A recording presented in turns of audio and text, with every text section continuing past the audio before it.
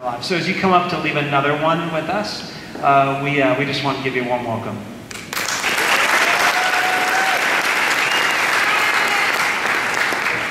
Appreciate it.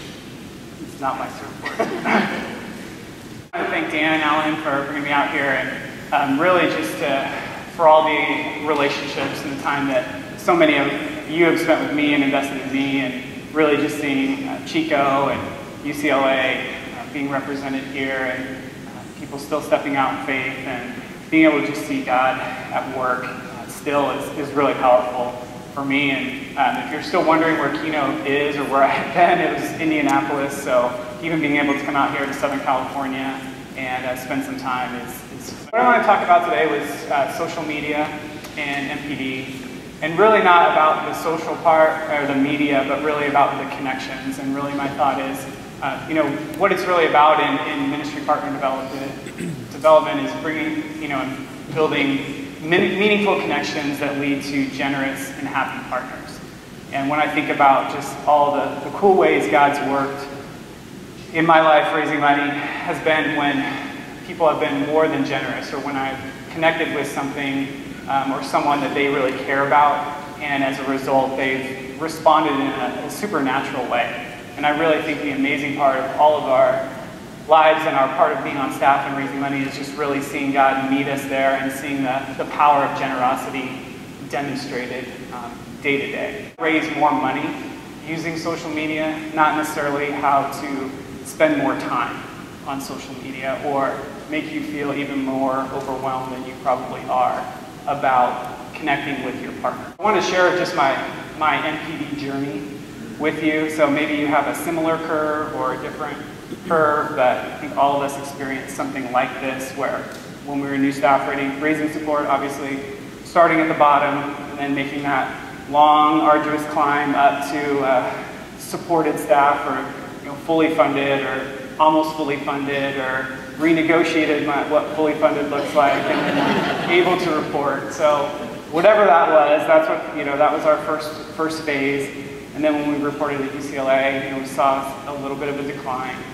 And from UCLA, we transferred to Chico State, where I was MTL for 5 years. And so from there, we saw an initial growth of support as we made connections with people. But over those 5 years, things just generally decline. And as you are spending so much time doing ministry and being stretched that way, it's easy, and it was easy for us to neglect our ministry partners. We really saw that. At the end of Chico, even though I was just kind of promoted or had additional responsibility, our ministry partners didn't really see it that way. And within the first week of announcing that we had made a change from the campus ministry to Keynote, we lost $500 in monthly support right off the bat, just from leaving the campus ministry.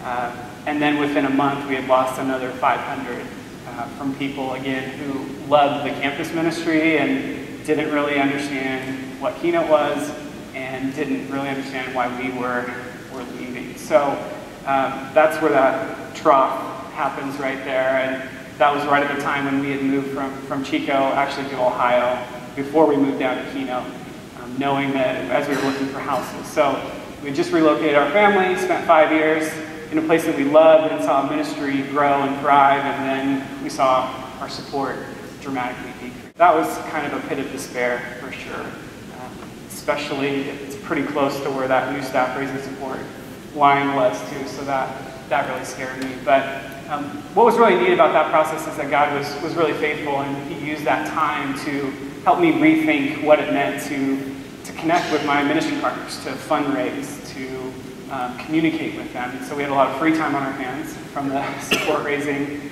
and had some time to experiment and try different things. And what I was really interested and excited to see was, our second part of our journey was a lot different. And so when we reported to Keynote, we saw an initial increase, and then by the end of our time, and actually right before we left, our support was in the best shape it's ever been. And we were receiving unsolicited monthly increases, end-of-year increases.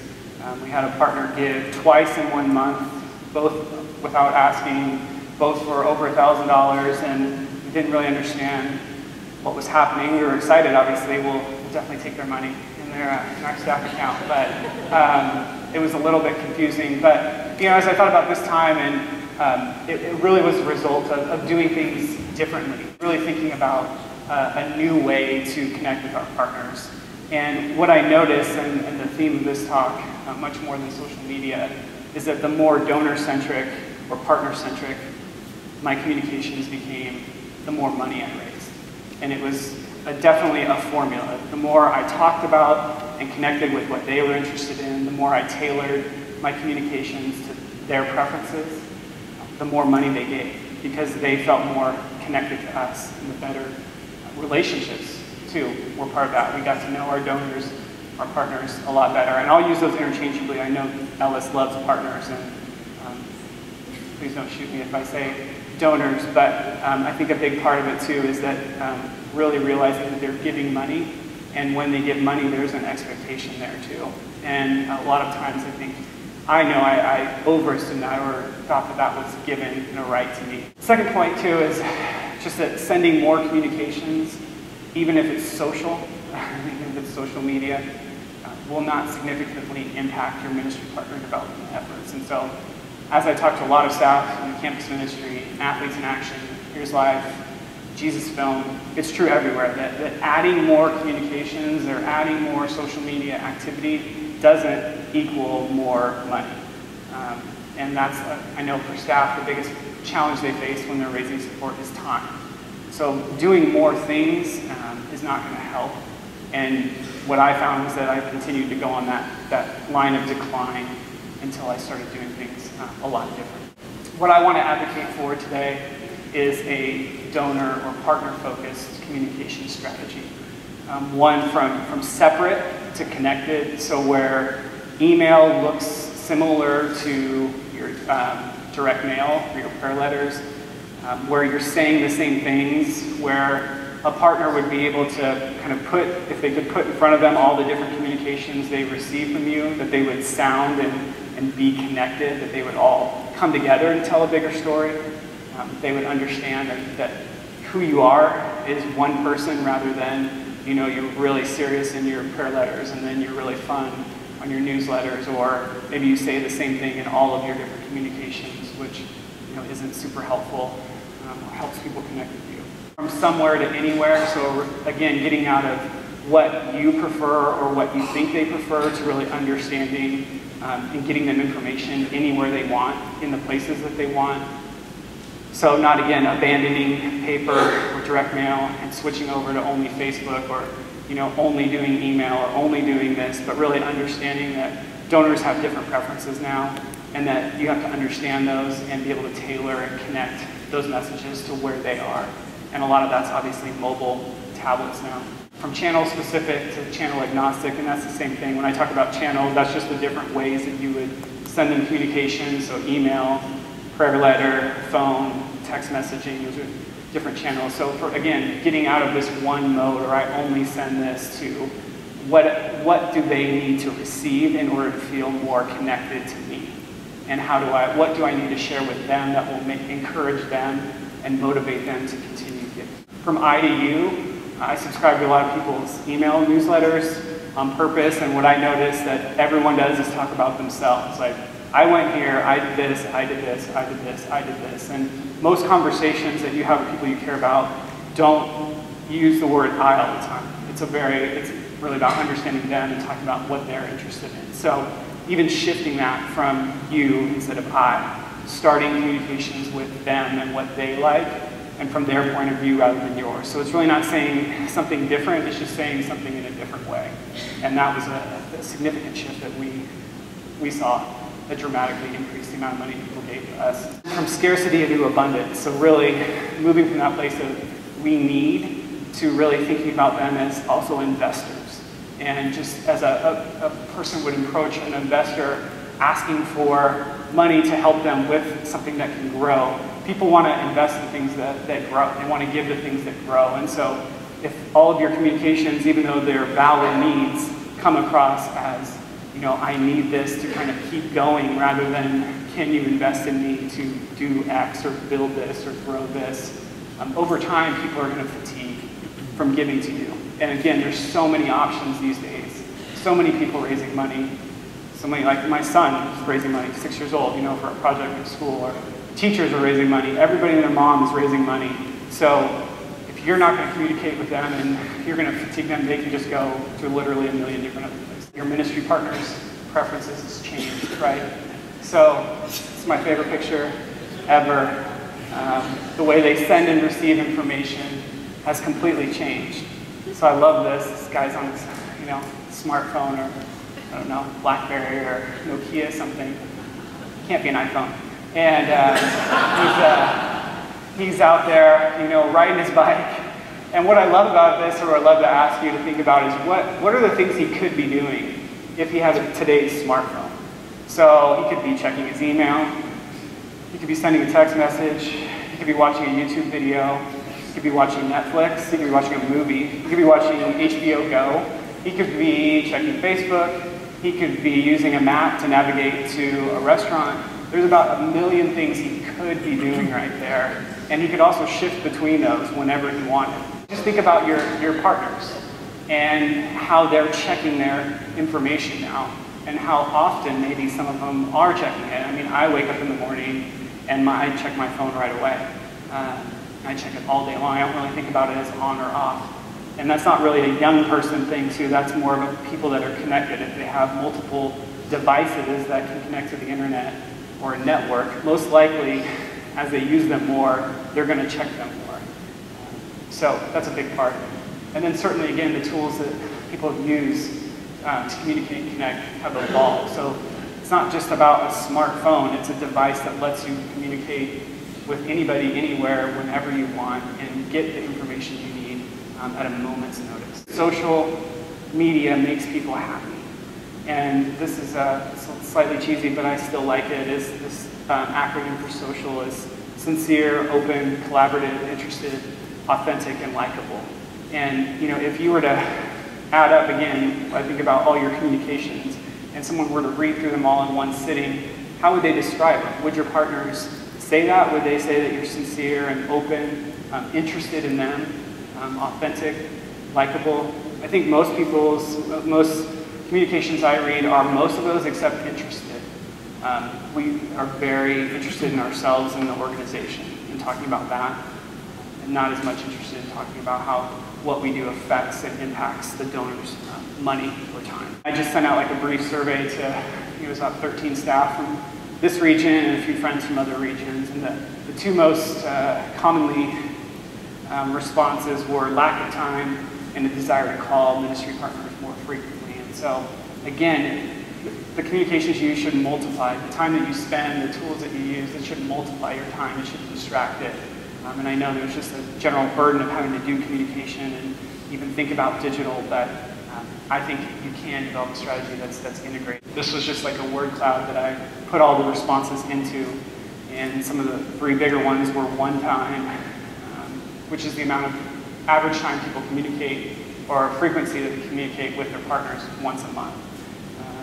And then people, obviously, we care about our partners. We want to connect with them. And then you can see email, direct. I cut it down to just 10 words, and those were the 10 words. So it doesn't necessarily mean anything, but it definitely shows what people are thinking about, that they have a little bit of time, that they really care about their partners and they want to connect with them. And email and direct mail are probably the most likely ways that they use to do. Donors can perceive redundant communications from fundraisers as impersonal. So if you send the exact same communication on email as you do on Facebook, as you do in your letter, again, not everybody may be opening them and seeing those, so there's something, but oftentimes for those people that are, I think about how are they seeing that, and if you said the same thing in the same way in 4 different places, to me that would seem a little bit impersonal, that there's just this automated sense to how you're communicating with me, and that maybe if other people are communicating with me more personally, and most of you know, most people that support one staff support multiple staff or support multiple organizations. So again, think about, just from a survival sense, that you are competing for money, and that oftentimes we don't think about that or like to think about it, but again, when I saw the decline in my support, it was because I was automating my communications and not tailoring them, and I saw the fruit of that, which was people leaving my team when something changed, so they didn't feel connected. Only 16% of donors gave more money than the following year from a fundraising effectiveness project study. So getting a first gift is very difficult, but getting them to give again or to give multiple years is a real challenge. So again, I think this speaks to the opportunity as much as the challenge to really connect with people and build meaningful relationships that yield significant results over time. So some people measure measurement as well. So you can measure whether your fundraising efforts are working by looking, here's a few key performance indicators or statistics that you can track. The number or percentage of new partners per year, the average length a ministry partner donates, average gift size, or maybe percent increase in amount of special gifts or end of year donations. So if you're new staff, this is hard and it's probably not that relevant, but I know for me, it was the one time where I broke out the MPGA, the Ministry Partner Giving Analysis, and looked at kind of year over year how much I was raising cumulatively. And especially in December, it was really interesting to see how much additional money people gave and what that said about the communications at the time. And I found that by our last 4 years, we didn't do an ask, an end of the year ask, and we always saw significant money given because throughout the year we were being more intentional about communicating with those partners. And we stopped sending asks to everybody. We only sent Christmas asks to people who had given in December for the last 3 years. And even that alone, one, it saved us a ton of money because we weren't sending communications to people that weren't really interested in giving at that time. And two, it really exploded the amount of money people gave during that time. It's not about more time, it's really about more tailored communication efforts. And love this one too. Your current, your future ministry partners have limited attention, they scan more than they read, and they receive more requests for donations and use more devices than ever to communicate. So you can really tick them off, but you can also really delight them. You should enjoy reading your communication. By 2016, there would be 1.4 mobile devices per capita, per person. So most people will have more than one device, and I would guess in this room that's probably true already, if not beyond that. So, current and future ministry partners have more options when choosing to make a donation than ever before. So the number of nonprofits has increased by 25% in the last 10 years, from 2001 to 2011. So there's now, it went up from 1,200,000 to 1,574,674. So again, the proliferation of giving options, and I don't even know if this includes all the Kickstarter projects where they can build like a Voltron, or sponsor a music project, or write a book, right? All of that is part of this whole piece that people have of disposable income that they want to give away, right? So donations for anything are more competitive. There's more options, more devices, more tablets, more smartphones. So just again, think about your information being displayed in a variety of different sizes and shapes, and how that would make a donor feel that if something didn't look right on their smartphone and that was the only device they checked, that whether or not you were really communicating great information or not, they might not even care because they can't read it on their mobile phone, or it takes them an extra click to open up a PDF rather than just displaying that. Make a big difference. So I think really unifying your communications across direct mail, your prayer letter, email, and social will increase the amount of time and attention your partners give you, and that's certainly what we found. So I think about all those different channels or tools as ways that you can use to build different kinds of interactions, right? So there's casual interactions of just connecting with people. There's more cordial ones where people are paying a little bit more attention and are interested in a one-to-one, and then those connected to where you're really sitting down or in person or over the phone. And a lot of times we focus on the phone because it's most personal, but it also takes the most time for both you and the partner. And you just think about, I really can't get a hold of people anyway anymore. I mean, it's mostly email is the way a lot of people, supporters, especially business professionals, connect with me. And so I can't imagine them giving me an hour of their time. An hour, I think today, is the equivalent of like 5 hours, maybe 5 years ago. And so if you're asking for an hour of their time, just You remember that they're thinking of that in terms of an amount of how much they make per hour. So a lot of times think about what it's costing them to meet with you in person. And that might be more of a reason why they don't want to meet with you than their interest, right? If their time is worth $300 or $400 an hour, and you're asking for an hour, you're not asking for 15 minutes or a 5-minute phone call, that's all they have, the information they have to interact with you. So they might have a lot of interest, but not a lot of time. It's really about shifting around their interests rather than their time. So, kind of how to do email better. Email is still the most frequently used digital channel, and I would say by the majority of your ministry partners. So this is about a year old, but you can see that the range there, the amount of emails sent or users, number of Facebook users, number of Twitter users, the amount of messages that are sent over email versus Facebook and Twitter. So don't give up on email. It's obviously extremely important. And remember that the husband and the wife, I think it's more important than ever to capture both emails or to try to get both emails. Because again, maybe the husband checks his phone, he has a work email address. So if you send it to their home, family email, I doubt he's checking that a lot. And so if he's interested, or if there comes a point where you ask for a special gift and they have to discuss it together, a husband and wife, the wife might feel extremely connected because she's been reading every one of those emails. The husband might not even know that they still support you.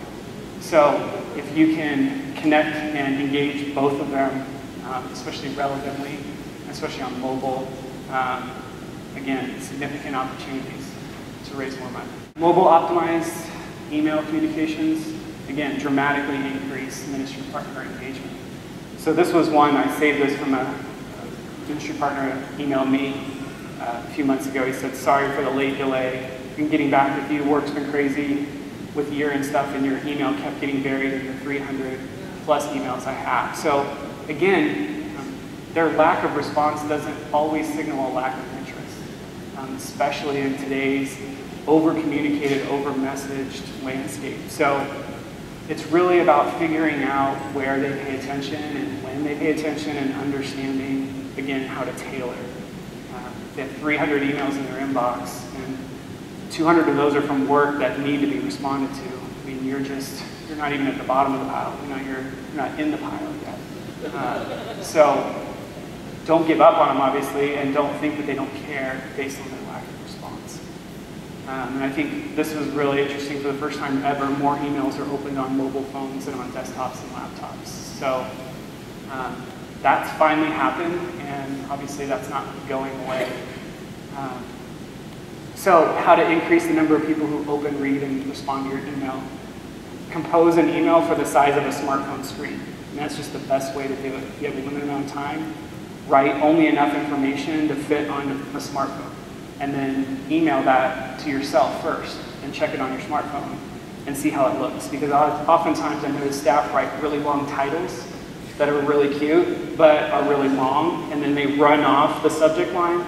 And to me, long subject lines are spam emails, right? Like most of the spam I get has like weird, like nonsensical subject lines. And so if that partner has like 2 seconds, or if he's scanning through his phone with 300 emails, and there's one that says, thank you for your investment, or 5 ways your investment in ministry paid off this month.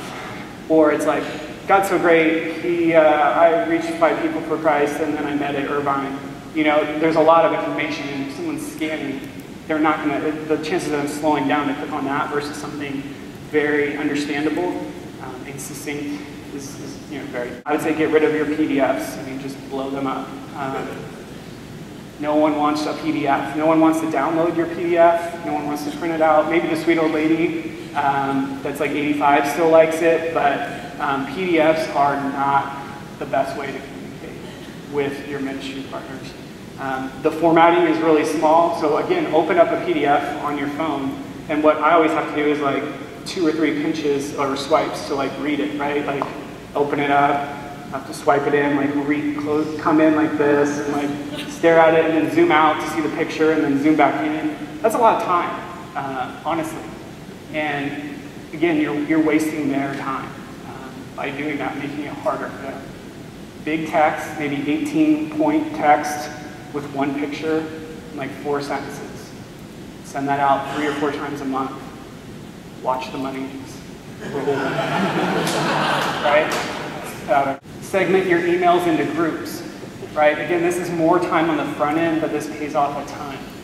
What I would do is go to your ministry partner giving analysis and take the top 10 ministry partners, the people that have given the most, and put them on a list, a group email of just them, and send to them obviously more than you would to other people, or write them all individually. Send 10 emails, individual emails, use their name, thank them personally. They're giving more for a reason, right? They like you, or they really like Crew. So make sure that you're honoring that and respecting their investment. It's not about not communicating with people that don't give a lot, it's respecting the investment that those partners are making. And I think by segmenting alone, you'll see a dramatic increase in the amount of money you raise. We only have about 90 partners that give about $90 a month on average. That's our average gift size. So we have less partners that give on average more per month and then more at the end of the year. But we only have 25 of our partners get 50% or 60% of our total amount. So that was scary to me, like, what the heck was I doing the last 5 years? Not talking to them more. They account for 50% of my food and rent. I should be thanking them more and maybe sending them some coffee or a Starbucks card. Again, track how many people open and click on your email links, right? So if you're sending emails to 10,000 people, but you don't know if one person's opened them, that's a problem. You might have a lot of expired email addresses. People may have changed. People don't check those anymore. Or you might now be sending, they might have one email inbox and you're sending 4 emails to one inbox. That would be unfortunate too. So, and then just say thank you more and I or we less. Use a service like MailChimp. It's really not about the design, in my opinion. I think the best emails are very simple with either one picture and large text. So don't spend your time creating a nice template. Just spend your time making it look good on a smartphone or a tablet. But what you get from those is obviously customizing the design and format, tablets and traditional desktops. So MailChimp has templates now that all kind of make sense for all of those 3 different screen sizes. Again, track how many people open your emails and if they click on a link so you'll know people's interests. It'll rate your subscribers for you, so after about 5 or 6 months, it starts giving your people on your list different stars based on how much they open or click on it, so that's very helpful. What I love is that you receive notifications when an email is no longer valid. So if someone switches cable companies and they get a new email address and that one dies, you get a notification. So you don't have to fear keeping all these emails on there in case they might check that, Hotmail email address one more time and give you $20,000 or something. And then again, create segments or groups of people. The way this helped me go from a partner that was giving $60 a year to $600 a year was using MailChimp's tracking and rating feature. So when we were in that big trough and had lost $1,000 and were wondering if we were going to make it out, we started using MailChimp to prioritize the people that we connected with, our current ministry partners. And we noticed that this one couple who gave $10 every other month was opening all of our emails multiple times. She was replying to us. She clicked on our links. And so normally a person that gives $10 every other month would be last on our list, frankly, to call to ask for an increase. But because of their activity, because we saw their activity and their interest on MailChimp, we called them first. And again, surprise, surprise, they wanted to meet with us. They had us over. We drive up. The wife comes out of the house and is like, felt like she was like running, like excited to see us, and opens the back door and like talks to all our kids by name. We've never met them before, by the way. Opens up the door for them, brings the kids in the house. The kids go swimming. You probably have that. It's a good appointment when they let you go swimming in their pool, kind of thing. It's like, this one's gonna be good. And again, they obviously cared a ton about us. And we didn't even have to ask for an increase. They brought it up. And the reason that they were able to increase, they said they were supporting 12 other couples. And so 2 of the couples had left the ministry. I don't think they were with Crew. And And so they just literally have a pot of money, and they divide that pot between 12 to 15 people. And so 2 of those people dropped off, so the pot got, reallocated.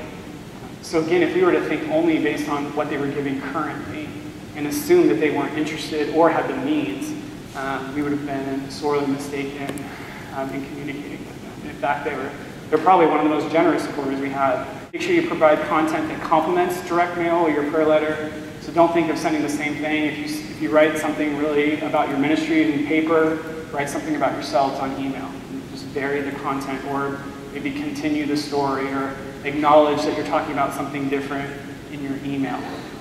Because if you train your partners that you're going to send the same thing, they're going to tune out one of those channels. It's just like, if I can watch ESPN on my phone and my tablet and my TV, I'm just going to pick the one that's easiest for me at that moment, right? I'm going to tune the other ones out that I don't really care about.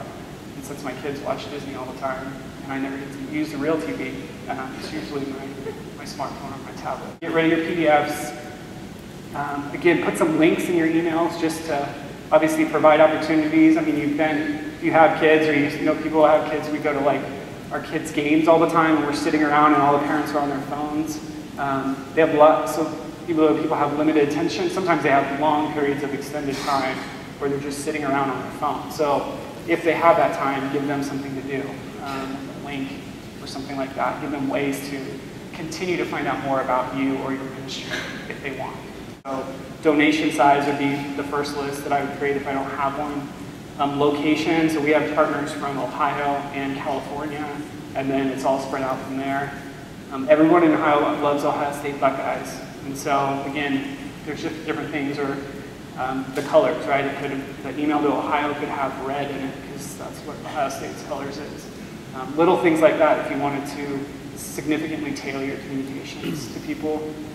The biggest thing is obviously interest, so understanding what people actually care about. Do they care about you, or do they care about crew? And that's usually the big difference. Most of our supporters fall into one of those 2 categories. They just love us, and we could probably go on a Mormon mission, and they would give to us. And then there's people that like knew Bill Bright, and they're going to give this to crew until they die. And so figure out what side they fall on, and make sure to send the communications on that side.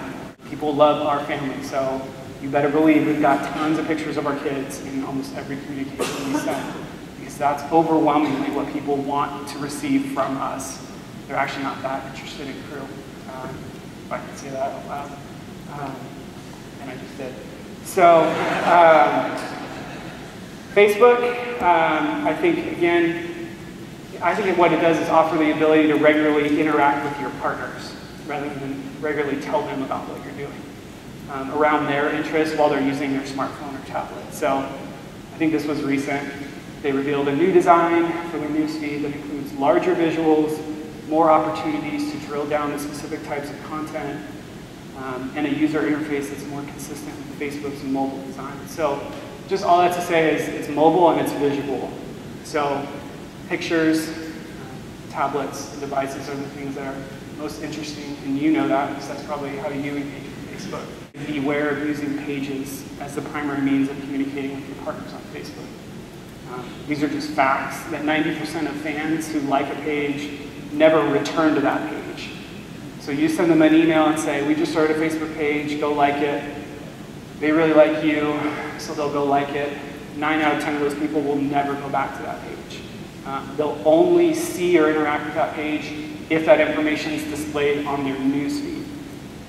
And then we go to the really depressing newsfeed statistic, which is on average, Facebook fans see only 1 out of every 500 updates from a page, or 0.016% from a page they've liked. So don't use pages. I mean, seriously, they're a waste of your time, I think is what this is saying. You may, if you like it, if you have a group of people that really like Facebook and have given you feedback that they like it there, and they don't connect with you on email or direct mail, then by means keep it. But in general, and I've looked at a lot of staff's Facebook pages, they're usually really bad. And what they usually do is link to a PDF of a prayer letter. So again, you see that PDF theme, if you're creeping around their PDFs and asking them to find PDFs, that's a lot of time. I mean, that's a lot of time to go from something really engaging and, you know, a photo of their grandkids, over to like your website, over to your page with your newsletter, open your PDF, read your PDF, and they're missing out on more pictures of their grandkids. So think about their side, what they're doing on Facebook, not about what you want to send them or what's easiest for you. Many of your ministry partners use Facebook pages to transact with brands, not interact with people. So it's hard to see. The number 40% of people that like a page say they do because they want to receive a discount or a promotion on a product.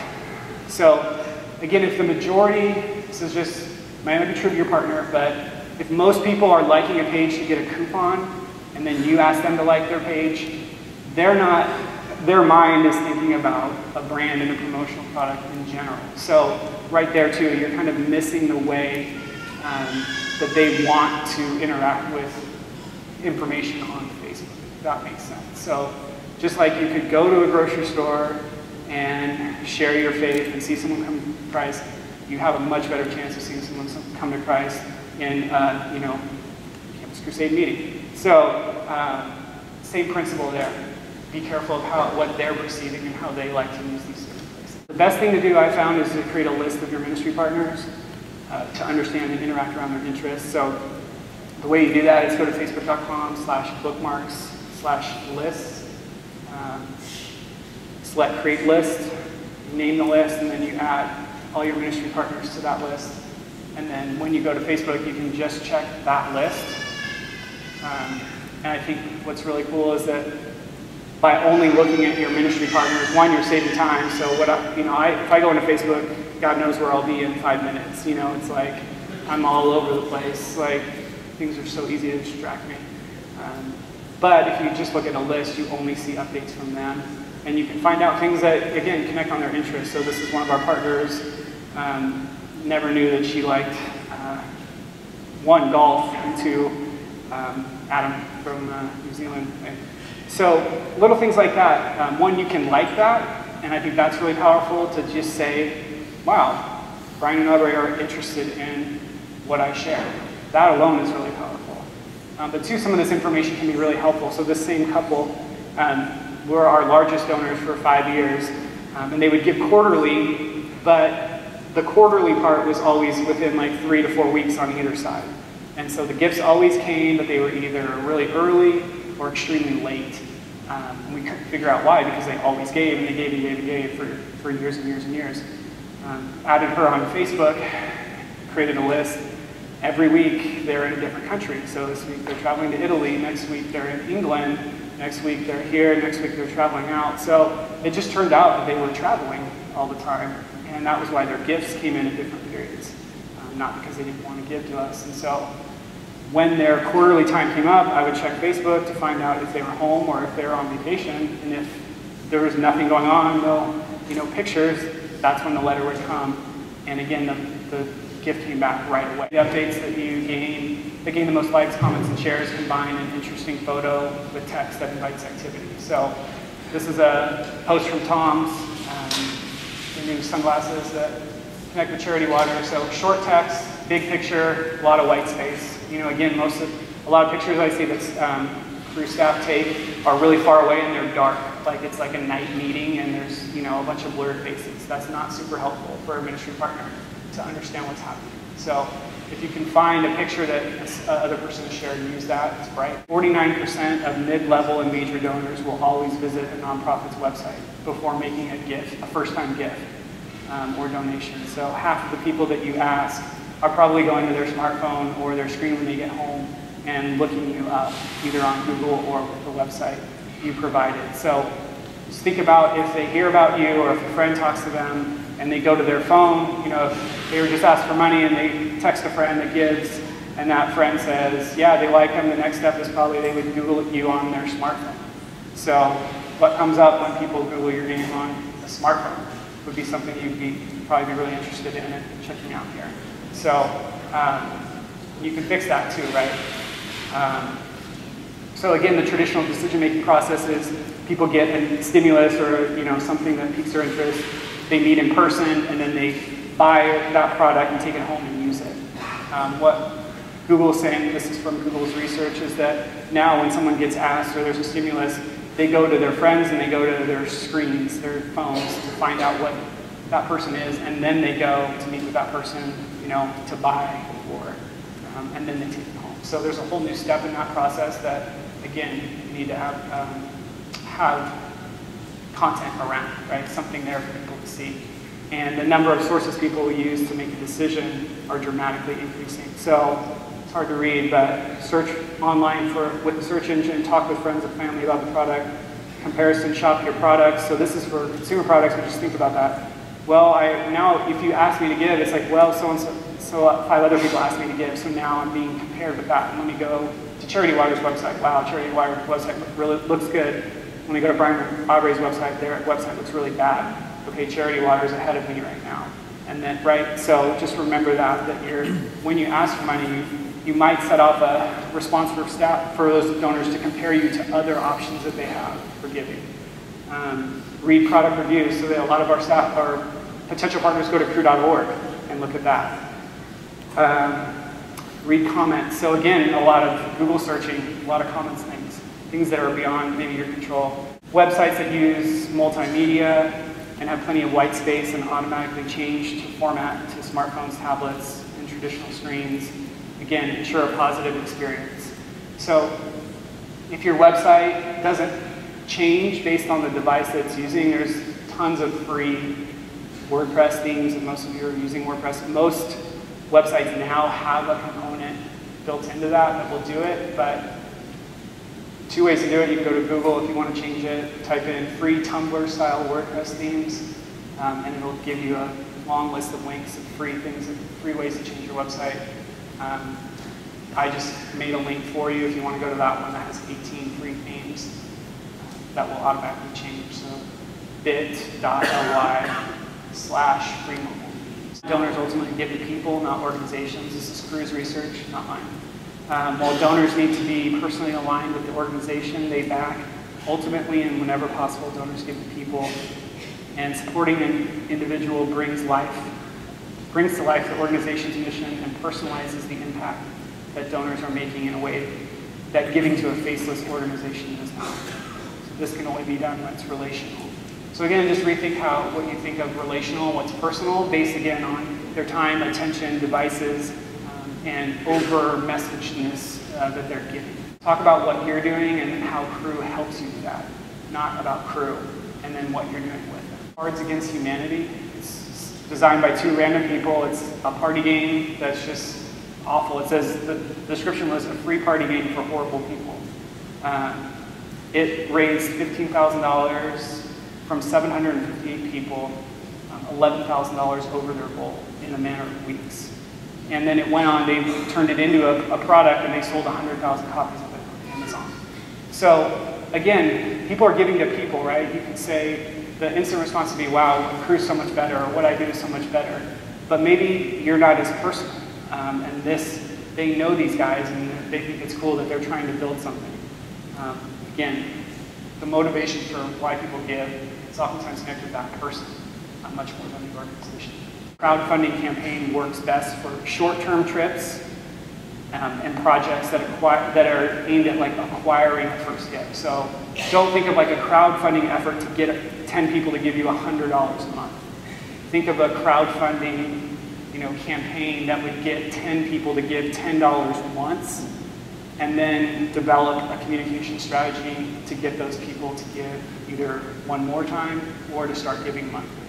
So if you immediately go for the $100 a month, especially with crowdfunding or short-term projects or campaigns, that's going to miss with most people. It doesn't make sense. Why are you asking for $100 a month if you only need $4,000 for this 6-week trip?